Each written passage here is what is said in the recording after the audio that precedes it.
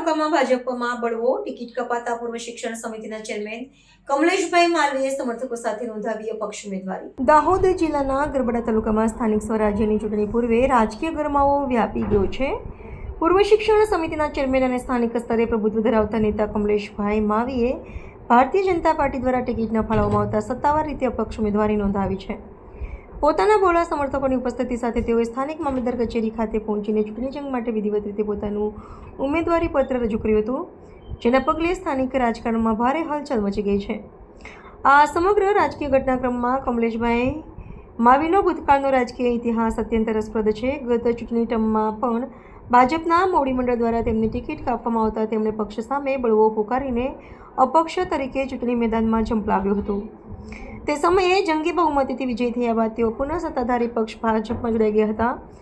જો કે વર્તમાન સ્થાનિક સ્વરાજ્યની ચૂંટણીમાં ફરી એકવાર પક્ષ દ્વારા તેમને અવગણના કરવામાં આવતા તેમણે પોતાના અગાઉના સફળ રાજકીય વ્યૂહનું પુનરાવર્તન કરીને પક્ષ દાવેદારી નોંધાવવાનો આકરો નિર્ણય લીધો છે. એક પ્રભાવશાળી નેતાની આ બળવાખોર દાવેદારીથી ગરબાડા તાલુકાના રાજકીય સમીકરણોમાં મોટો ઉલટફેર થવાની પ્રબળ સંભાવના છે. ભાજપના સત્તાવાર ઉમેદવાર સામે પક્ષના જ અનુભવી નેતા મેદાનમાં હોવાથી મતોનું સીધું ધ્રુવીકરણ થશે, જે સ્થાનિક ચૂંટણી જંગને અત્યંત રસાકસીભર્યો બનાવશે.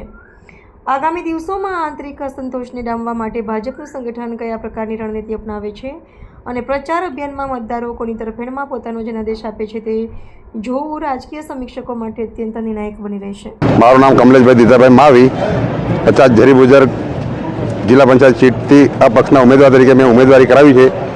ગઈ વખતે પણ હું ઝરી બુજર જિલ્લા પંચાયત સીટની અંદર અપક્ષથી જિલ્લા પંચાયત 1980 વોટથી વિજેતા હાંસલ થયેલો અને આખી જિલ્લા તાલુકા પંચાયતની પેનલ સાથે જીતેલો અને આ વખતે ભાજપની સાથે હું જોડાયેલો અને ત્યાર પછી ભાજપે મને ટિકિટ ના આપતા હું ફરી પણ ઝરી બુજર 50 જિલ્લા પંચાયતની સીટની અંદર જિલ્લા પંચાયતના ઉમેદવાર તરીકે ઉમેદવારી કરાવી છે અને મારી સાથે પેનલની અંદર 5 તાલુકા સભ્યો એ પણ ઉમેદવારી કરાવી છે.